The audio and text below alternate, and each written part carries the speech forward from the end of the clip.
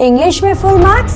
जी हाँ, आप भी ला सकते हैं और आज से ही शुरू करते हैं। टॉपर बनने के लिए इंग्लिश में फुल स्कोर करना बहुत जरूरी है और मैं आपको वही रास्ता दिखाने वाली हूँ। कभी सोचा है 80 on 80 का पेपर कैसे होता है? आज हम वही राज खोलने वाले हैं। बढ़ाने की नहीं, आज हम फुल मार्क्स लाने की बात करेंगे। इंग्लिश के पेपर में गलतियों की कोई जगह नहीं और आज हम सीखेंगे उन्हें जीरो कैसे करना है। अगर डेडिकेशन है तो इंग्लिश में 80 on 80 सिर्फ एक नंबर नहीं, एक अचीवमेंट है। जो स्टूडेंट्स स्मार्ट स्टडी करते हैं वही इंग्लिश में फुल स्कोर कर पाते हैं। आप भी उनमें से एक बन सकते हैं। आज से इंग्लिश का डर खत्म और फुल मार्क्स लाने की स्ट्रैटेजी मैं आप सभी के साथ शेयर करने वाली हूँ। So are you all ready? Let's get started. आज हम बात कर रहे हैं एक ऐसे टॉपिक की जिसका आप सभी को बेसब्री से इंतजार है, जो है इंग्लिश में 80 on 80 स्कोर करने का सपना।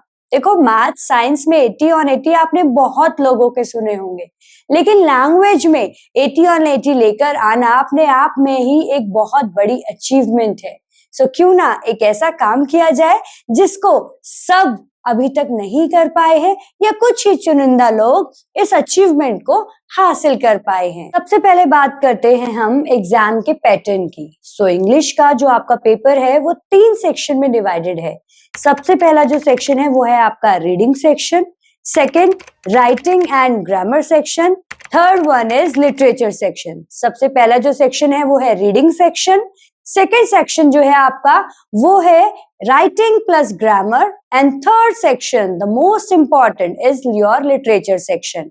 Reading plus writing and grammar को मिलाकर बनता है 40 मार्क्स का पेपर एंड बाकी का जो 40 मार्क्स आप स्कोर करेंगे वो करेंगे लिटरेचर सेक्शन से। ठीक है, तो चलिए सेक्शन वाइज डिवीजन और प्लान करते हैं फुल मार्क्स स्ट्रैटेजी के लिए। ठीक है, सो सेक्शन ए की अगर मैं बात करूं तो first of all first golden rule is daily practice at least 10 to 15 minutes. Reading की प्रैक्टिस होना बहुत जरूरी है, शॉर्ट मैसेजेस को सॉल्व करना एंड सैंपल पेपर्स को करना। देखो बच्चों, जो भी अगर ये आपको समझाता है कोई कि अनसीन पैसेज के लिए हम तुम्हें शॉर्ट ट्रिक बता देंगे, so there is no short trick for unseen passages, है ही नहीं। ठीक है, एक ही इसके लिए स्ट्रैटेजी है, दैट इज रिगरस प्रैक्टिस। रोजाना क्वेश्चन को पहले पढ़े और पैसेज को सॉल्व करे। पैसेज में ही आंसर को ढूंढना होता है, लेकिन अपने शब्दों में, बहुत लंबा नहीं और बहुत छोटा भी नहीं। सो ये है strategy, that is golden Mantra for reading section. Okay, reading section के लिए एक ही थंब रूल है, दैट इज प्रैक्टिस। किस चीज की practice? Reading practice. Is it clear? So daily 10 to 15 minute आप स्पेयर करिए बिफोर बेड, जहां आप रीडिंग की प्रैक्टिस करें। कोशिश करिए क्वेश्चंस को पहले रीड करें और फिर पैसेज पर आए। इससे आंसर का मिलना और टाइम सेव दोनों काम आसानी से हो जाएंगे।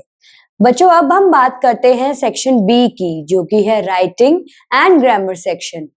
ग्रामर स्ट्रैटेजी, वो भी हो एरर प्रूफ। सबसे पहले जानते हैं कि ग्रामर में कौन कौन से टॉपिक्स हैं।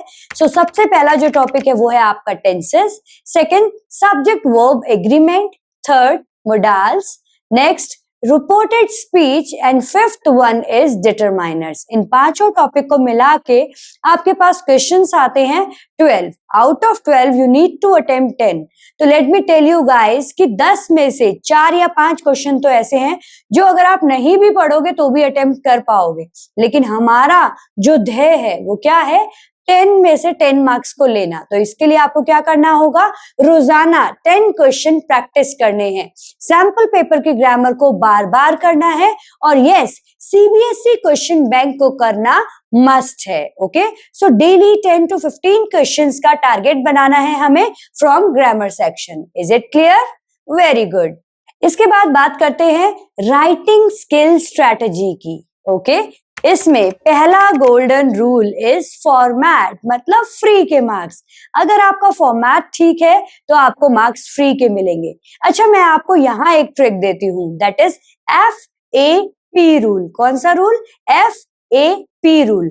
F means format should be perfect, A means accuracy should be there in grammar while writing, Okay, and P is presentation, means clear and neat analytical paragraph will leave impact on examiners.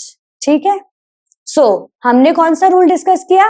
FAP, that is format perfect, accuracy and presentation. So memorise करना है हमें 4-5 high level vocab lines को हमें learn कर लेना है. Example के लिए अगर मैं बताऊं, जैसे this issue require immediate attention, या फिर मैं यूं कहूं कि it is strongly recommended that. Okay, so इनमें से कोई भी लाइन आप as a tag line use कर सकते हैं. So what we need to do, FAP rule को फॉलो करना है और मेमोराइज करनी है एक एनालिटिकल पैराग्राफ को लिखने के लिए 4 to 5 high level vocab line. That's it. तो बच्चों अब बात करते हैं सेक्शन C की, जो कि है बहुत ही interesting and important also, because 40 marks का जो कवरेज है वो यहीं से कवर होने वाला है. ठीक है, लिटरेचर में फुल मार्क का कौन सा शॉर्टकट है? कोई शॉर्टकट तो नहीं है, बट यस कुछ चीजें हैं जिनको अगर हम ध्यान में रखें और स्मार्ट स्ट्रेटजी से वर्क करें, सो डेफिनेटली 80 on 80 का जो हमारा टारगेट है उसको अचीव कर सकते हैं.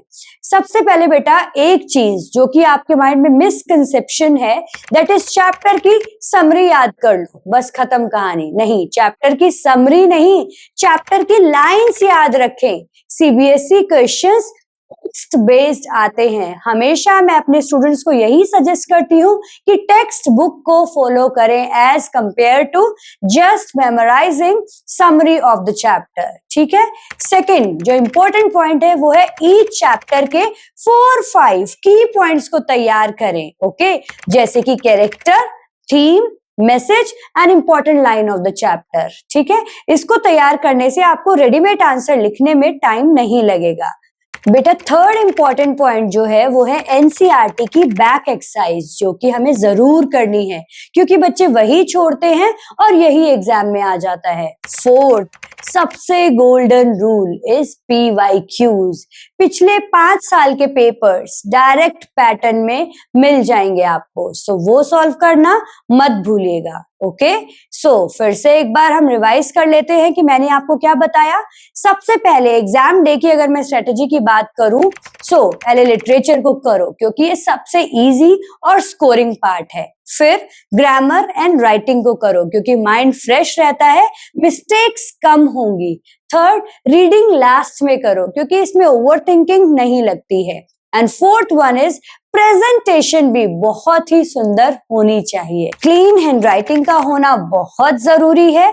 अंडरलाइन द की पॉइंट्स, और अंडरलाइन पूरे आंसर को ही नहीं कर देना है, सिर्फ वो की पॉइंट जिसको पढ़ के पूरे आंसर का जिस्ट हमें मिल सके. ओके, पैराग्राफ प्रॉपरली बनाना है, कोई भी कटिंग नहीं होनी चाहिए, इस बात का आप खास ख्याल रखेंगे. ठीक है, लास्ट में मैं आपसे शेयर करना चाहती हूँ कुछ टॉपर्स की ट्रिक, या फिर मैं यूं कहूं कि कुछ मस्ट डू जो आपको करना ही है. मतलब हर थर्ड डे आपको एक सैंपल पेपर जरूर करना चाहिए.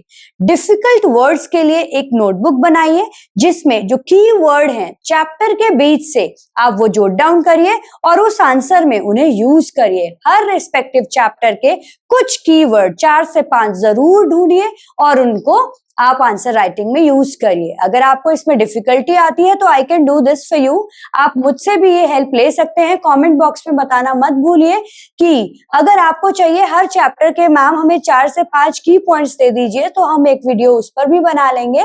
Next one is 3 to 4 quote याद करनी है हमें, किसके लिए? राइटिंग सेक्शन के लिए. और हर आंसर में कंक्लूजन लिखना मत भूलिए. So at the end, by concluding my words, I would just like to say this. बेटा स्ट्रेटजी स्मार्ट ऐसे होती है कि अगर मैं राइटिंग सेक्शन की बात करूं तो लेटर टू एडिटर सपोज आपके पेपर में आया. ठीक है, देखो आपके पास चॉइस आती है राइटिंग सेक्शन में भी. सो लेटर्स में से आप लेटर टू एडिटर करेंगे तो वो आपके लिए इजी रहेगा, है ना. सो उसके लिए भी एक फ्रेमवर्क है कि फॉर्मेट आपको सेट याद है. बिगिनिंग लाइन 4 से 5 ही है जो बहुत ही इंपैक्टफुल लाइन है, वो लिखिए. एक क्लोजिंग, आइडियल क्लोजिंग, आप अगर चाहेंगे तो हम एक वीडियो इस पे भी बना लेंगे कि जो बिगिनिंग लाइन है और एंडिंग लाइन है वो सेट है, आइडियल होती है, वही लिखना है और बीच में जो कंटेंट है 3 to 4 लाइंस का वो हमें क्वेश्चन की हेल्प से पुट अप करना होता है। तो स्मार्ट स्ट्रैटेजी में ये बिगिनिंग क्लोजिंग वाला जो होमवर्क है वो बहुत ही एफिशिएंट तरीके से हमें कर लेना चाहिए, ठीक है। एनालिटिकल पैराग्राफ इजी होता है, आपको उस पैराग्राफ को पढ़ के एनालिसिस करना है, लेकिन बच्चे जनरली करते क्या है, कॉपी कर देते हैं एज इट इज। हमें कॉपी नहीं करना, माइंड अपना लगाना है, लेकिन कंटेंट वहीं से उठाना है, ना ज्यादा लॉन्ग और ना ज्यादा short, crisp but attractive, unique, her step में, हर लाइन में ऐसा होना चाहिए अपील कि एग्जामिनर अपने आप मार्क्स देता चला जाए। Is it clear? So 80 on 80 लाना कोई बड़ी बात नहीं है, लेकिन इसके लिए रिक्वायर्ड है regular rigorous practice, okay? And I'm always there for you wherever you feel like कि कोई प्रॉब्लम आ रही है, कहीं स्टक कर रहे हो, इंपॉर्टेंट की पॉइंट्स दे दीजिए, एडिटोरियल लेटर के कुछ बिगिनिंग और एंडिंग की लाइंस दे दीजिए, एनालिटिकल पैराग्राफ पे हम स्पेसिफिक वीडियो जरूर बनाएंगे, but this was the strategy जो आपको कल से ही, इवन आज से ही शुरू कर देनी चाहिए टू स्कोर 80 on 80। तो are you ready to score 80 on 80 in English, which is definitely tremendous task, okay? Herculean task it is, but yes, all powers are within you, so you can do it. Next video तक stay tuned, stay connected. Comment box में बताना मत भूलिए कि next video किस पे बनाई जाए। तब तक के लिए बाय बाय।